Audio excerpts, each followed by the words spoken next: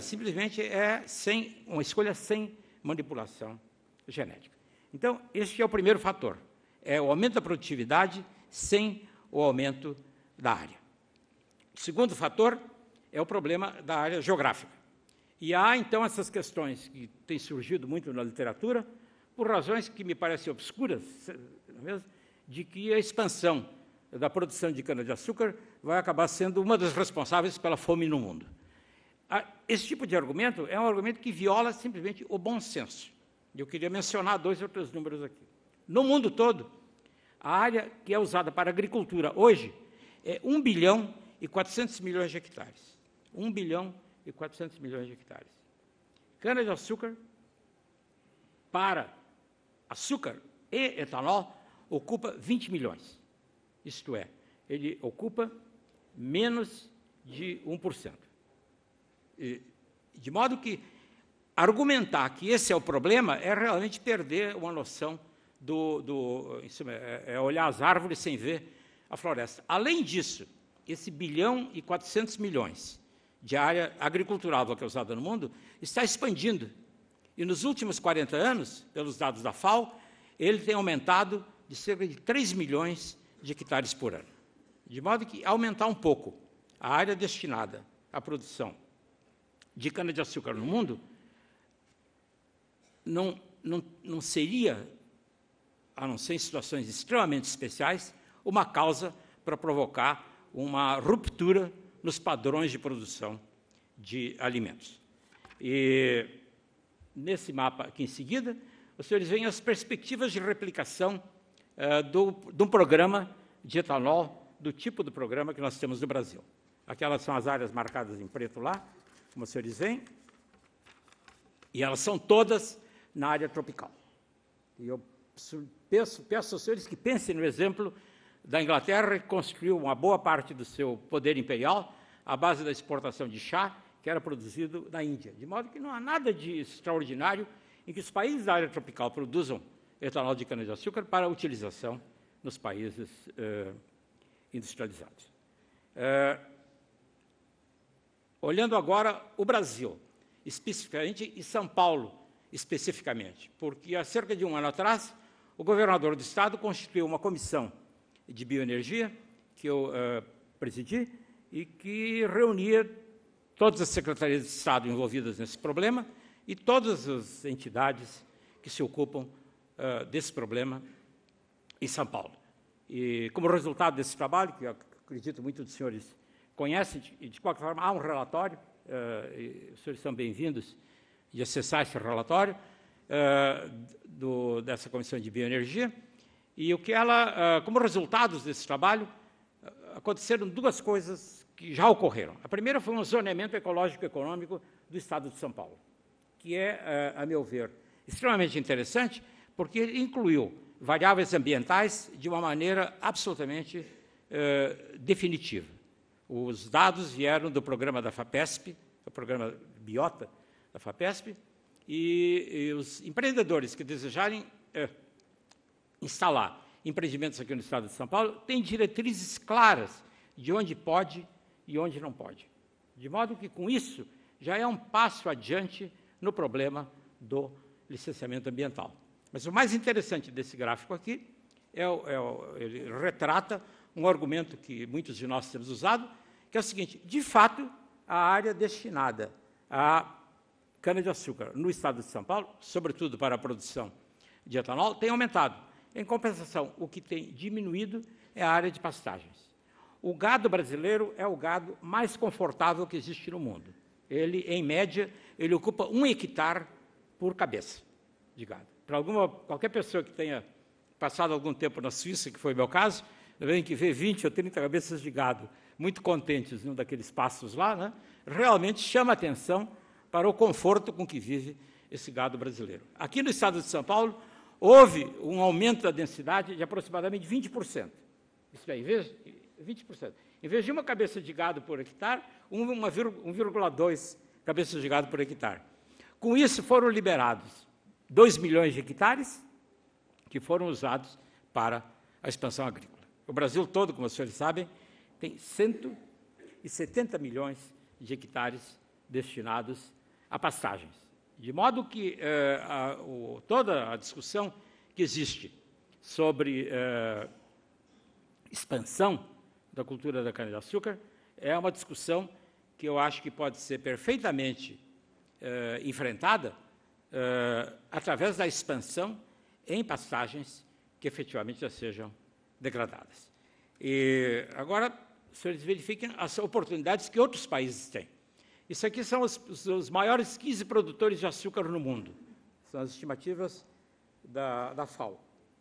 O Brasil, ele responde por aproximadamente um terço dessa área, desses 15. E no total dos produtores de cana no mundo, o Brasil representa 25%. E depois tem os outros, tem Índia, China, etc. Alguns desses países têm problemas de ocupação, de ocupação fundiária extremamente complicada. Quer dizer, para a Índia, ter uma destilaria de álcool, como a gente tem aqui no Brasil, é complicado porque o problema da pequena propriedade é um problema dramático na Índia.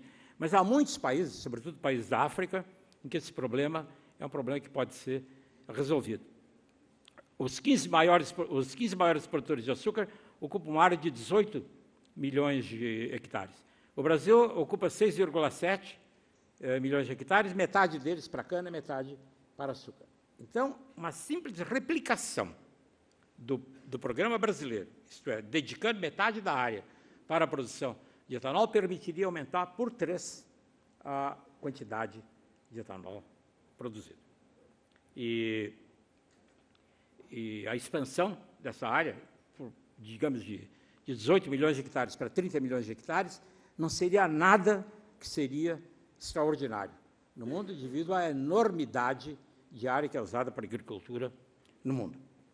E, portanto, o potencial das tecnologias de primeira geração para a produção de etanol não estão exauridas, estão longe de estarem exauridas. Existem ganhos de produtividade de aproximadamente um fator 2, sobretudo se eles vierem de produtos geneticamente modificados, como os senhores viram naquela figura que eu mostrei logo no começo. E uma expansão geográfica por um fator 10 do presente nível de produção em muitos países que produzem açúcar. A área do Brasil hoje é 3,4 milhões de hectares. Multiplicá-la por 5, multiplicá-la por 10, não seria nada de extraordinário. E, portanto, isso permitiria, com facilidade, substituir 10% da gasolina usada no mundo, o que parece possível fazer dentro dos próximos 10 anos. Como os senhores sabem, o mandato do Congresso americano para os Estados Unidos é de que no ano 2022 estejam em uso nos Estados Unidos, eu creio que 136 bilhões de litros de etanol.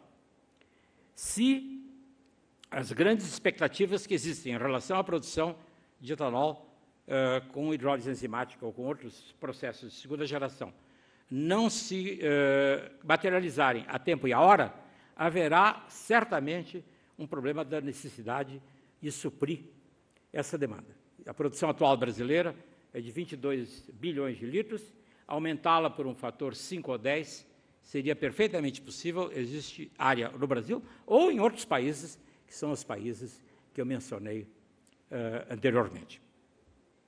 Em conclusão, meus amigos, existem ganhos de produtividade sem modificação genética, existem ganhos sem modificação genética e existe a possibilidade, os limites fisiológicos, isto é, com as atuais variedades, dá 100 ali, e o valor teórico seria 200. E isso, produtos geneticamente modificados, nos permitiriam chegar perto disso. Então, ganhar um fator 2 em produtividade, ou através de seleção mendeliana, ou de modificação genética, me parece que está ao alcance da mão. E a expansão geográfica em vários países, seguramente é possível. Há países como a Colômbia e outros que já estão fazendo isso, e as possibilidades, então, elas são possibilidades realistas. Eu concluiria dizendo, então, meus amigos, que nós temos uma janela de oportunidade. É claro que é provável que etanol, a ideia de que etanol vai substituir o petróleo no mundo é uma ideia ambiciosa demais. Não é mesmo? Ela substitui bem a gasolina, ela pode substituir diesel, como foi discutido aqui também, é uma possibilidade que está sendo estudada ativamente, e seguramente a etanol vai representar uma contribuição significativa. E há essa janela de oportunidade, que eu acho que nós devemos aproveitar, e o que daria, então, uma posição muito boa para o Brasil. O último ponto que eu queria mencionar são essas questões que têm surgido agora, levantadas pela Comissão da Qualidade do Ar da Califórnia e da Agência Ambiental Americana, que estabeleceu critérios para a aceitação de etanol de qualquer origem dentro dos Estados Unidos. E a exigência ela não é absurda, quer dizer, o etanol ele será aceito desde que ele reduza as emissões de gases de efeito estufa. O álcool brasileiro, como ele está agora, mesmo usando os cálculos feitos por essas agências americanas, ele atende esses pré-requisitos. Os cálculos dessas agências estão em discussão, existe um sério questionamento, não só de cientistas brasileiros, como de cientistas americanos, em relação aos dados que foram usados por essas agências. Mesmo assim, o Brasil atende as exigências atuais. E, seguramente, quando os cálculos forem revistos, o que está sendo feito, ele se colocará numa posição extremamente favorável. Eu direi, em conclusão, uma palavra. Os dados que são usados por essas agências e por algumas organizações da Europa são dados que derivam de modelos macroeconômicos, em que são colocados nos modelos ingredientes que não correspondem à situação que nós temos aqui na Terra. Eles são o que a gente chama de modelos top-down, de cima para baixo. E nos modelos top-down, então, existe, digamos, uma média de desmatamento que é resultante de expansão agrícola. E esses números são aplicados de uma maneira servil à situação brasileira. Esse tipo de cálculo ele precisa ser feito de bottom-up, ele precisa ser feito de baixo para cima, que é o que eu acabo de mostrar. Seguramente no estado de São Paulo e provavelmente nos outros estados do Centro-Sul, a expansão tem que ser feita, deve ser feita, sobre pastos degradados. E, aliás, fazendo sobre pastos degradados, até melhora, em algumas condições, a própria situação. De modo que esses cálculos estão sendo questionados, eu sou seguro de que até o fim de 2010, que é o prazo para a revisão desses dados, nós teremos uma situação muito melhor, apesar de que a situação atual já é uma situação que permitiria ao etanol brasileiro se qualificar para ser utilizado nos Estados Unidos. Muito obrigado.